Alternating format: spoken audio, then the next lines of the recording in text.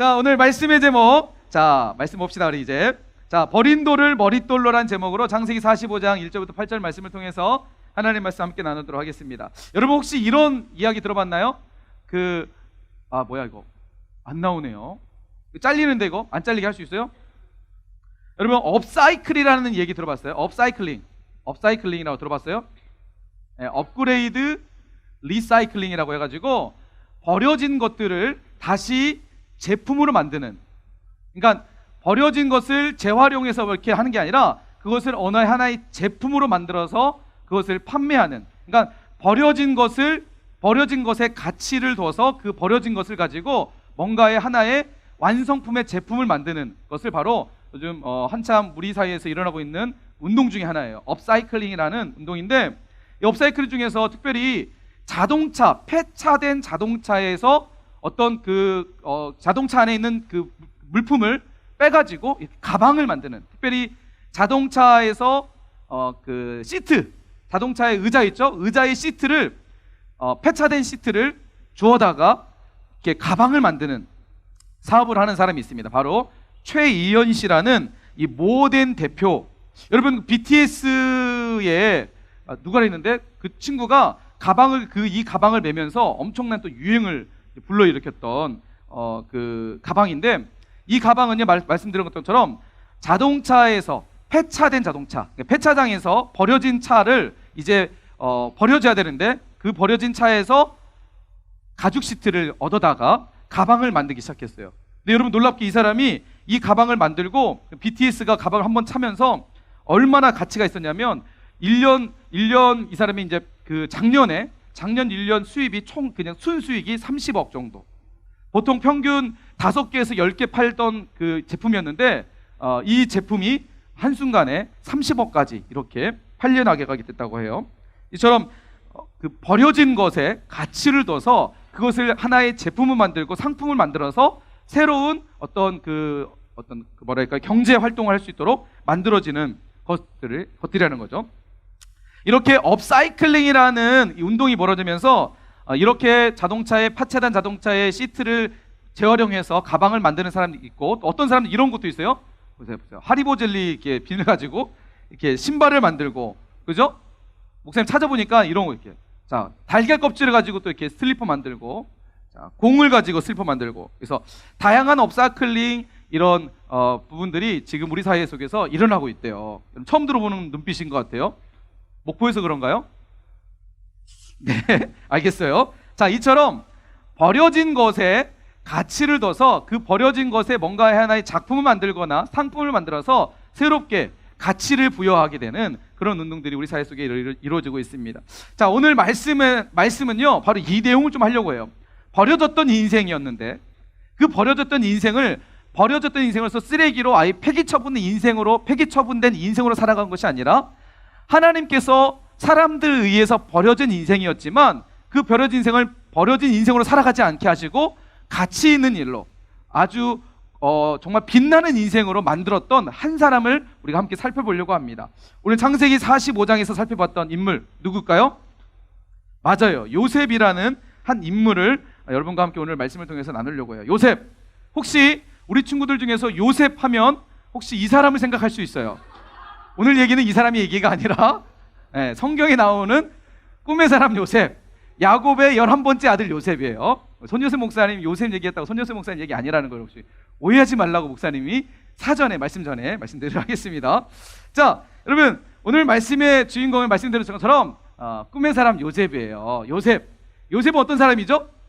말씀처럼 야곱의 몇 번째 아들? 지금부터 맞히는 사람에게 목사님 문화상품권을. 자, 요셉은 몇 번째 아들이라고요? 역시 여러분 문상이 들어가야 살아나는 것 같습니다. 자, 좋습니다. 자, 야곱은 11번째 야곱의 아들이었던 요셉은 11번째 야곱의 아들이었습니다. 자, 그러면 여기서 문제 맞히면 목사님 문상품 드릴게요. 자, 요셉에게 동생이 있는데 누굴까요? 누구라고요? 누가 베다니엘이라고 했던 것 같은데? 자, 우리 준태 나오세요. 우리 준태 3초 안에 안 되면 없는 걸 했어. 하나, 둘, 셋. 끝났습니다. 네, 끝났어요. 준태야. 자, 박수. 여러분 이렇게 설교에 집중하면 받을 수 있어요. 자, 요셉의 동생이 누구라고요? 베냐민. 오늘 성경에 아무 상관없는 인물이에요. 오늘은 요셉에 대한 이야기를 좀 하려고 해요. 요셉은 야곱의 11번째 아들이었어요. 그런데 야곱이 12명의 아들이 있었는데 그 중에서 누굴 제일 사랑했을까요? 왜 요셉을 사랑했을까요? 네? 막내가 아니죠. 요셉을 왜 사랑했을까요? 자, 그런 특별한 의미가 있어요. 야곱에게는 2명의 아내가 있었습니다. 첫 번째 아내는 누구죠? 레아라는 아내가 있었고, 두 번째 아내는 누구죠? 라헬이었어요. 자, 이 레아와 라헬은 어떤 관계예요? 원래는 자매 관계였어요. 자, 그런데 야곱이 삼촌 라반의 집에 가서 종살이 하게 됩니다. 일을 하게 됩니다. 그럴 때 야곱이 누굴 더 좋아했을까요? 언니를 좋아했을까요? 동생 라헬을 좋아했을까요? 라헬을 좋아했어요. 근데 이 라헬에게는 안타깝게도 뭐가 없었을까요? 자녀가 없었습니다. 자, 레아에게는 하나님께서 자녀를 주셔서 하나님께서 레아를 위로하셨지만 다음 주 말씀이 이제 이 말씀 가지고 우리가 함께 살펴볼 건데, 자, 라헬에게는 특별히 하나님이 자녀를 주지 않으세요. 그런데 라헬이 이제 거의 어떻게 보면 인생의 마지막, 거의 생을 마지막, 젊을 때 마지막 그 생을 죽게 되는데, 그 겨우겨우 아들을 갖게 되는데 그게 바로 첫 번째 아들이 요셉이었고 둘째 아들이 베냐민이었습니다. 안타깝게도 베냐민을 낳으면서 라헬은 죽게 돼요.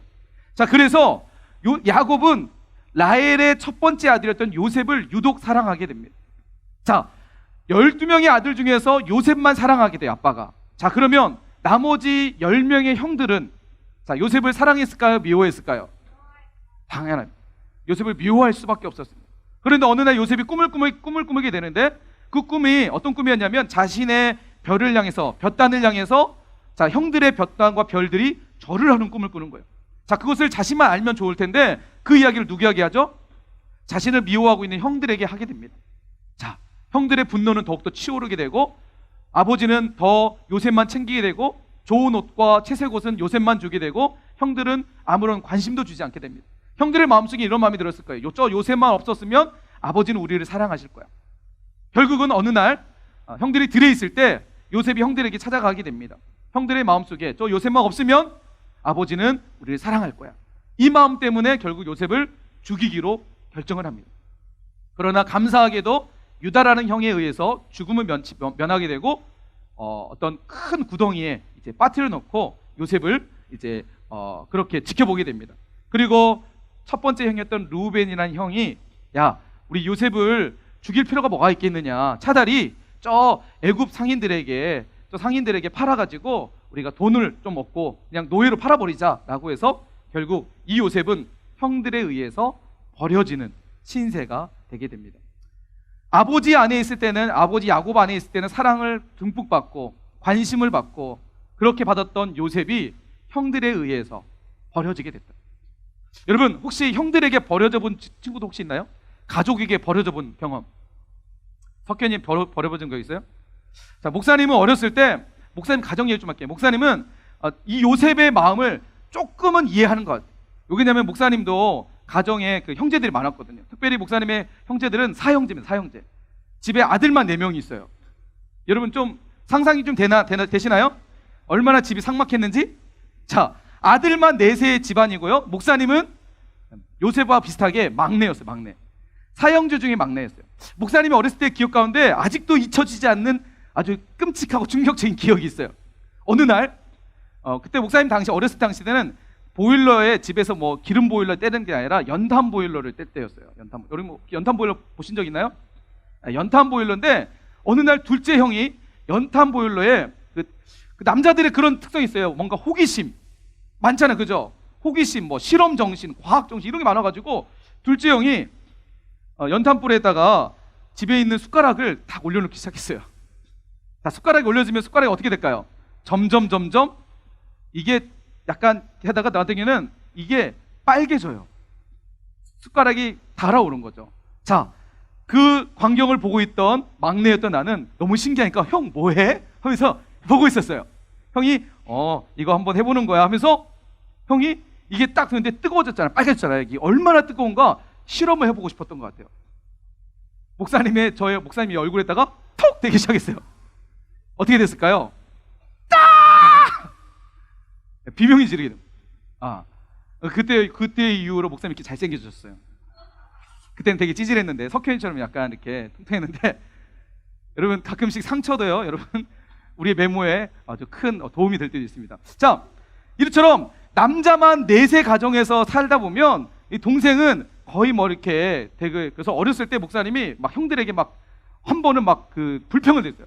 내가 이 집안의 종이야 하면서 형들이 자꾸만 목사님에게 시키니까 큰형이 시키죠, 둘째 형이 시키죠, 셋째 형이 시키죠 하니까 사는 게 너무나 힘들었던. 그런데 여러분 보세요. 요셉은요 어떻게 된 거예요? 형들에게 돈 주고 돈을 받고 노예로 팔아넘긴. 여러분 요셉이 보면 얼마나 상처가 있었을까요? 그동안에 아버지의 사랑 안에서 안전하고 행복한 삶을 살다가 그것도 가장 가까이 있던 형들에 의해서 자신이 노예로 팔렸다.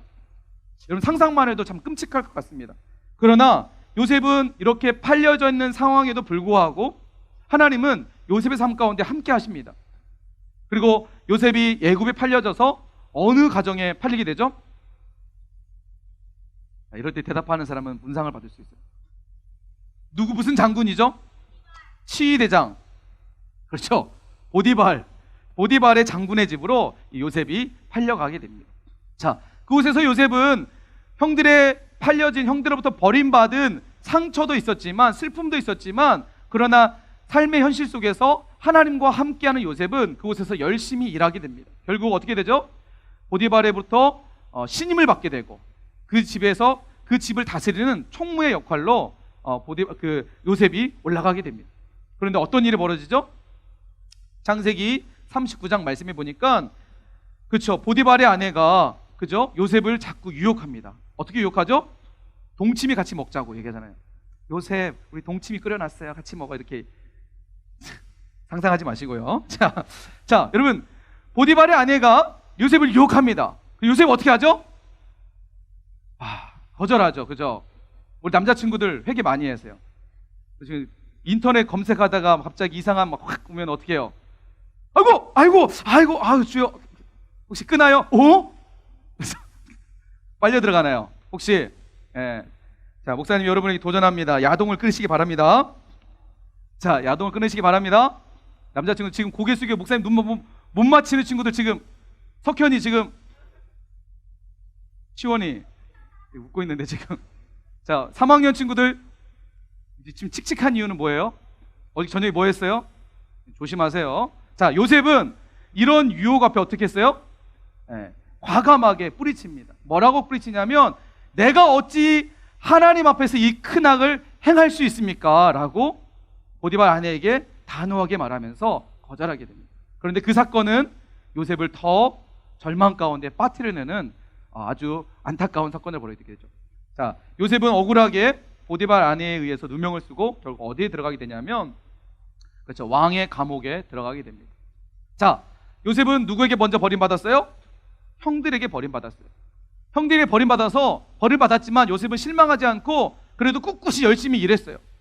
그래서 하나님은 요셉을 그 보디발 장군의 집에 총리로 세우셨어요. 뭔가 요셉의 마음속에는 이제 뭔가 됐구나. 하나님께서 뭔가 나에게 그래 이런 뜻 때문에 나를 여기에 보내셨구나. 이런 마음도 들 수 있었어요. 그런데 그것도 잠시 또 누구에게 버림받아요? 그의 집 주인에게 의해서 버림받게 돼요. 여러분 당시에 요셉이 갇혔던 왕의 감옥은요 어떤 곳이었냐면 무기징역과 같은 거예요. 영원히 감옥에 갇혀야 돼요. 왕이 통치하는 동안에 그 왕의 제수들은 그 왕이 통치하는 동안에 거기에 갇혀야 되는 거예요. 언제 풀려날지 모르고 어떻게 보면 풀려날 것 그 기대조차도 할 수 없는 그런 절망적인 감옥에 갇히게 됩니다. 요셉의 인생을 보면요 계속해서 사람들에게 버림받는 인생을 살아가게 돼요. 여러분 버림받아 본 적 혹시 있으신가요? 네. 목사님이 그 연애를 할 때 연애를 할 적이 있었어요. 목사님도 이렇게 보면 여러분 그렇게 보이지 않지만 인기 되게 많았어요. 느껴지시나요? 다들 이렇게 못 믿는 눈을 감고 있는데 자 여러분 뭔가 누군가로부터 버림받았다라는 상처는요 사실은 쉽게 가시지가 않아요. 어떻게 보면 우리 마음속에 깊은 상처로 남아져 있습니다. 한 번에 어떤 사람에게 한 번 버림받은 것도 큰 상처인데 요셉은 가족에게 버림받고 그 다음에 자신이 그렇게 신임했던, 믿었던 사람으로부터 버림받았던 아주 절망적인 인생을 살았던 한 사람이었습니다. 여러분, 그런데 이런 요셉, 이렇게 버림받은 연속 가운데 살았던 이런 요셉을 누구는 주목하고 계셨을까요? 누가 주목하고 계셨을까요? 맞아요. 사람들은 비록 요셉을 버릴지라도 하나님은 한 번도 요셉을 버리신 적이 없으셨습니다. 보세요. 우리가 말씀 읽지 않았지만 창세기 39장 2절 3절 말씀에 보면 2절 3절 말씀에 보면 성경은 이렇게 요셉의 인생에 대해서 기록하고 있습니다. 자, 우리 한번 함께 읽어보도록 할까요? 자, 시작.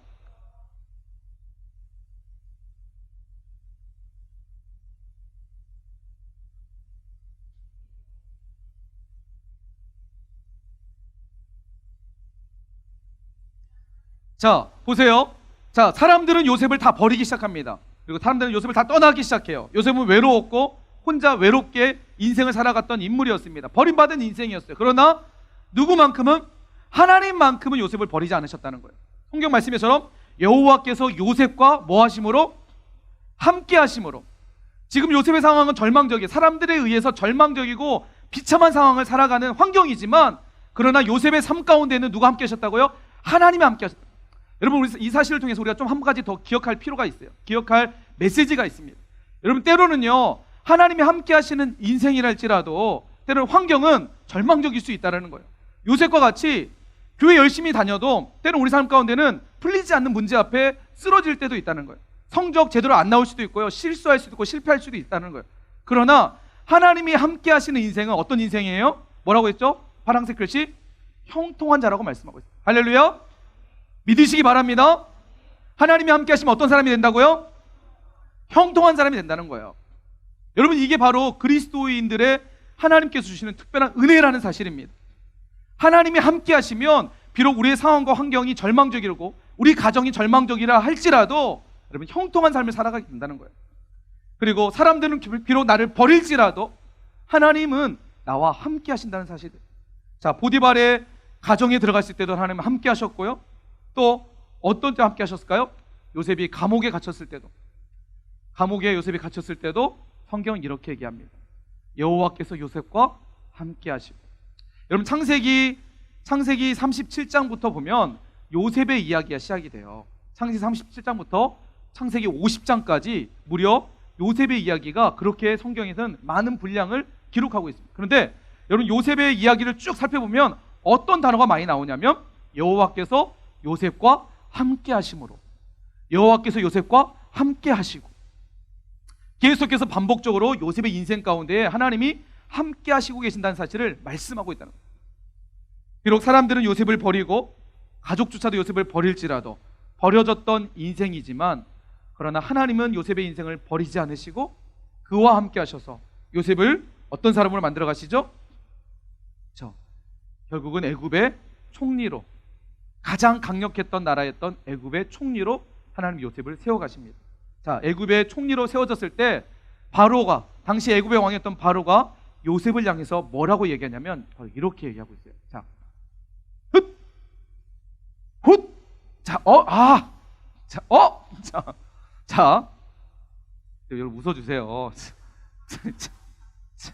자, 중등부 설교 재밌어요, 그죠? 자, 창세기 41장 38절 말씀에 보면 바로가, 요셉이 이제 바로의 꿈을 해석하면서 아주 지혜로운 말을 하면서 하나님께서 요셉을 애굽의 총리를 세우시는데, 바로가 그때 뭐라고 얘기하냐면 이렇게 얘기해요. 바로가 그의 신하들에게 이르되 이와 같이 하나님의 영에 감동된 사람을 우리가 어찌 찾으리요 하고. 바로의 왕이었던, 애굽의 왕이었던 바로가 신하들에게 요셉을 향해서 요셉을 바라보면서 그렇게 고백하는 거예요. 야, 하나님의 영에 감동된 사람이다. 어떻게 이런 일이 가능했을까요? 하나님이 요셉과 함께 하심으로. 사랑하는 우리 사랑에게 중등부 우리 여러분, 사람들은 때로는 우리의 삶 가운데 관심이 없을 수도 있어요. 때로는 사람들이 우리를 버린 것처럼 내 삶에는 버려진 인생처럼 살아갈 수도 있어요. 아무도 관심 주지 않고 아무도 관심 갖지 않고, 어떻게 보면 운둔의 삶을 살아가는 우리의 인생일지도 모르겠어요. 가정에 집에 돌아가면 절망적이고, 학교에서는 친구들이 왕따시키고, 누구도 나를 알아주지 않고 외롭게 느껴지는 우리의 삶일 수도 있어요. 그러나 여러분 꼭 기억하십시오.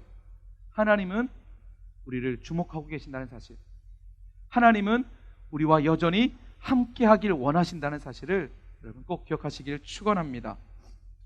요셉이 이처럼 하나님께서 요셉과 함께 하심으로 사람들에 의해서 버려진 인생이었지만, 요셉을 하나님께 총리로 세우셔서 결국 어떤 일을 하시게 되냐면, 바로 창세기 45장 오늘 말씀 5절 말씀에 보면, 당신들이 나를 이곳에 팔았다고 해서 근심하지 마소서, 한탄하지 마소서, 하나님이 생명을 구원하시려고 나를 당신들보다 먼저 보내셨나이다. 여러분, 사람들은 요셉이 가치 없다라고, 사람들은 요셉이 죄인이라고 그를 버리기 시작했습니다. 그러나 하나님은 그의 인생 가운데 함께 하시고, 결국 그의 인생을 가장 가치 있는 인생으로, 어떻게 해요? 영혼을 살리고 영혼을 복되게 하고, 그들의 가족을 구원하고 민족을 구원하고, 더불어서 당시에 기근으로 인해서 수많은 민족들이 고통당할 때에 그 민족을 구원하라고 하나님께서 요셉을 그런 시간들을 통해서 만들어가고 계셨다는 사실입니다. 때로는 우리 삶 가운데 어려움이 있을 수 있어요. 고난이 있을 수 있어요. 목사님도 여러분이 얘기했던 것처럼 중학교 2학년 때 왕따를 경험했어요. 그러나 그 왕따의 경험이 지금 목사님을 만들어 가시는 하나님의 특별한 시간들이었다는 거예요. 요셉의 인생 가운데 버려지는 어떤 그런 사건도 단순한 사건이 아니라 하나님께서 요셉을 만드시기 위해서 그런 시간들이 있었다는 것입니다. 사랑하는 중도용부 여러분, 용기 잃지 마시길 축원합니다. 희망을 잃지 않길 축원합니다. 하나님만 바라보시길 다시 한번 주님의 이름으로 간절히 축원합니다. 오늘 성경은 우리에게 동일하게 말씀하십니다. 오늘 말씀을 통해서 우리에게 말씀하십니다. 뭐라고 말씀하신다고요? 하나님이 오늘 여러분에게 말씀하시는 거예요. 사랑하는 누구누구야, 내가 요셉과 함께 했던 것처럼 오늘도 나는 너와 함께 하기를 원한다. 나는 너와 함께 하기 원한다. 너와 함께해서 너를 형통한 자로 세워가기 원하고, 너를 열방의 지도자로 내가 세워가기 원한다. 오늘 하나님께서 우리에게 그렇게 말씀하고 계신다는 사실을 여러분 꼭 기억하시길 축원합니다. 요한계시록 3장 20절 말씀해 보니까, 누구든지 내 음성을 듣고 문을 열면 내가 그에게 들어가겠다고 말씀하십니다. 오늘 말씀을 통해서 하나님께서 우리에게 하나님의 음성을 들려주십니다. 이 음성을 듣고 내 마음의 문을 열고, 하나님, 저도 하나님과 함께하기 원합니다 라고 내 마음의 문을 열면 하나님께서 우리 안에 찾아오시겠대요. 우리와 함께 하시겠대요. 우리와 더불어 먹으시겠다라고 말씀하십니다. 혹시 우리 친구들 가운데에 외모 때문에 혹시 컴플렉스가 있는 친구들 있나요?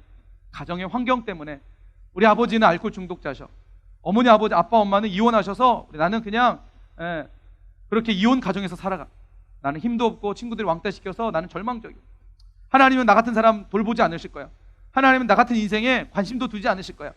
혹시 이런 마음 가운데 있는 친구들 있나요? 오늘 로마서 10장 12절 말씀이 여러분에게 큰 위로가 되기를 간절히 축원합니다. 유대인이나 헬라인이나 차별이 없습니다. 우리를 향한 하나님의 사랑은 외모로 판단하지 않으시고, 그의 집안 형편으로 판단하지 않으시고, 우리의 성적으로도 판단하지 않으시고, 그분은 차별 없으시도록 우리를 사랑하시고 우리와 함께하기 원하신다는 거예요. 그를 부르는 모든 사람에게 뭐 하신다고요? 부요하시도다. 한 주 해주실래요? 하나님께서 우리에게 귀한 말씀을 통해서 도전하십니다. 나의 안에 거하라. 나도 너희 안에 거할 거야. 내가 너를 형통하게 할 거야. 사람들은 너를 버릴지라도 난 너를 버리지 않을 거야. 하나님께서 우리에게 말씀하십니다. 오늘 말씀을 생각하면서 이 찬양하시면서 우리 함께 결단했으면 좋겠습니다. 하나님의 부르심 앞에, 주님, 내 마음의 문을 주님 앞에 엽니다. 찾아와 주셔서 저도 주님과 늘 함께하는 인생 되게 해 주옵소서. 우리 주신 말씀 생각하면서 함께 찬양합시다. 나의 안에 거하라.